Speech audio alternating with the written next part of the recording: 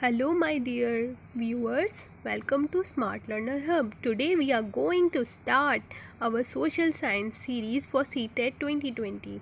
But सबसे पहले, please subscribe and press the bell icon so you don't miss any update from us.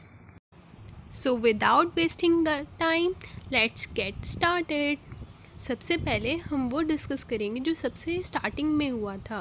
जनवरी 2012 में आपका एक question आया था, what is common era. You know what is common era. Okay, आपको ये आना चाहिए कि कॉमन एरा क्या होता है, क्योंकि ये फिर से भी आ सकता है। So let me explain you. हमारी ह्यूमन हिस्ट्री जो है वो बहुत ही बड़ी है, इसलिए हमने उसको दो पार्ट्स में डिवाइड कर दिया है। मान लीजिए बीच में एक पॉइंट है, मान लीजिए जब जीसस का जन्म हुआ था, उसके बाद हमने सब सालों को 1 2 3 4 5 ऐसे करके गिनना स्टार्ट कर दिया। इसको हमने नेम दिया है एनोडॉमी, और जिसको हम एडी भी कहते हैं। उससे पहले जो जन्म से पहले का समय था उसको हम बिफोर क्राइस्ट कहते हैं, और अब ईसा मसीह के जन्म को 2020 साल हो चुके हैं। उसके बाद वाले समय को एनाडॉमी भी कहते हैं। उसको सीई या कॉमन एरा भी कहा जाता है, और जो बीसी है उसको कहा जाता है बिफोर क्राइस्ट, यानी ईसा मसीह के जन्म से पहले। तो हमारा आंसर नंबर 2 सही हो जाएगा। कॉमन एरा एक क्रिश्चियन एरा है जो ईसा मसीह के जन्म के बाद स्टार्ट हुआ है। Very nice.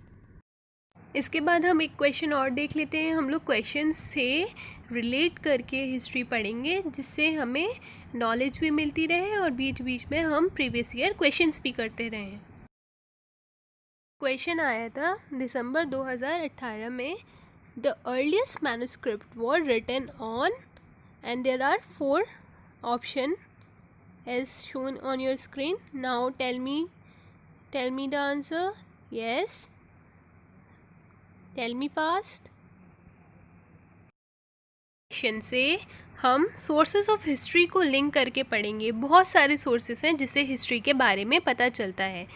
पहला सोर्स है लिटरेरी सोर्स, जिसको हम हिंदी में साहित्य सोर्स भी कहते हैं। आप सोचिए, अगर आपको हिस्ट्री के बारे में पता करना है तो कुछ तो सोर्स होना चाहिए। पहले सोर्स है लिटरेरी सोर्स। पुराने समय में बहुत सारे लिटरेचर लिखे गए। वो सबसे पहले पाम लीव या ताड़पत्री के ऊपर लिखे जाते थे। कुछ मैन्युस्क्रिप्ट्स हमें स्टोन और मेटल पर भी मिली, लेकिन शुरुआती समय में पाम लीफ, जो एक लीफ ख़त्म होती थी तो वो दूसरे लेते थे और उसकी रस्सी से बांध देते थे। और अगर हम दूसरे लिटरेरी सोर्सेज को देखते हैं तो जैसे रामायण है, महाभारत है, ग्रामर ऑफ पाणिनि जैसे संस्कृत, जिन्होंने संस्कृत की ट्रांसलेशन लिखा था, ये बहुत इम्पॉर्टेंट है इसके बारे में।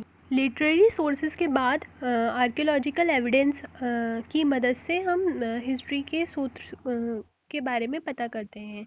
तो आर्कियोलॉजिकल एविडेंस, इंग्लिश में हम इनको ऐसे कह सकते हैं कि is the study of human activity through the recovery and analysis of material and culture.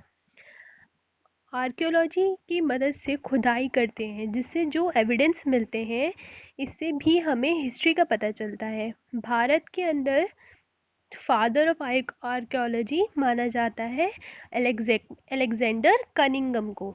उन्होंने बहुत सारे एविडेंस भारत की खुदाई एविडेंसेस से पता चला है उनको भारत की खुदाई में। Third one is inscription, something inscribed or written or painted or cut on stone, bricks, metals or other supersurface about historical, religious or other information is of or a work of art. Inscriptions मतलब पत्थरों के ऊपर किसी ने कुछ लिखा या painting बनाई, इसकी जानकारी हमें इंस्क्रिप्शन से मिलती है। उस समय में भी बहुत सारी चीज़ें या तो लिख दी जाती थी या पेंट कर दी जाती थी दीवारों पर, पत्थरों पर। इनको इंस्क्रिप्शन कहते हैं। ज़्यादातर जो इंस्क्रिप्शन हमें मिले हैं वो ब्राह्मी या खस्त्री स्क्रिप्ट में मिले हैं। जेम्स प्रिस्प जो कि जिन्होंने सबसे पहले जो है ब्राह्मणी स्क्रिप्ट को पढ़ा था। इसी से रिलेटेड एक क्वेश्चन कर लेते हैं। Consider the following two statement A and B on manuscript and inscription and choose the correct answer.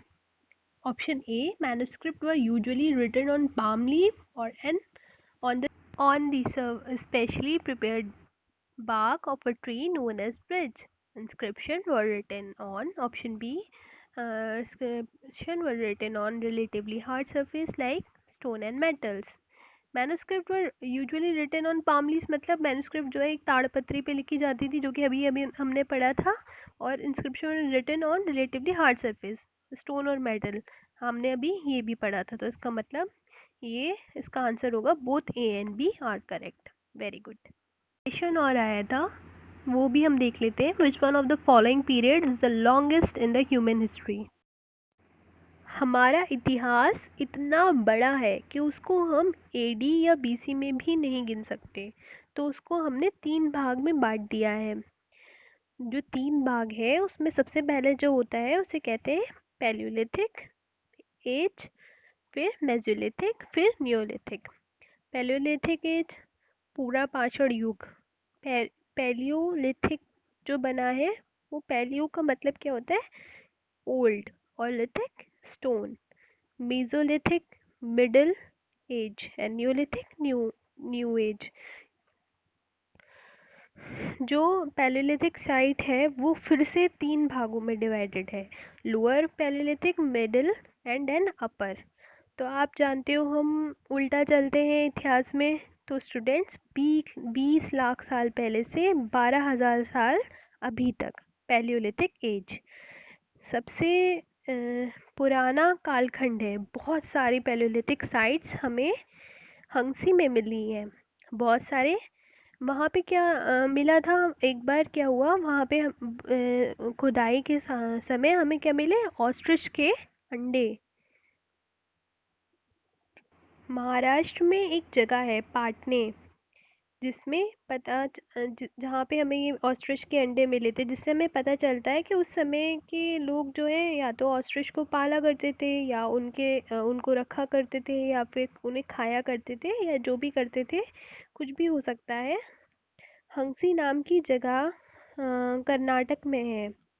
कार्नूल caves जो है वो कहाँ है, आंध्र प्रदेश में, जहाँ पर हमें राख मिली थी, जिससे हमें पता चलता है कि उस एज में फायर का यूज़ हुआ होगा। और फिर भीमबेटका केव, पैलेलिथिक साइट्स हैं ये जो है मैं अभी बता रही हूँ। भीमबेटका केव जो है वो मध्य प्रदेश में है। वो केव बहुत इम्पोर्टेंट है, ये आपको याद रखना है। Okay students.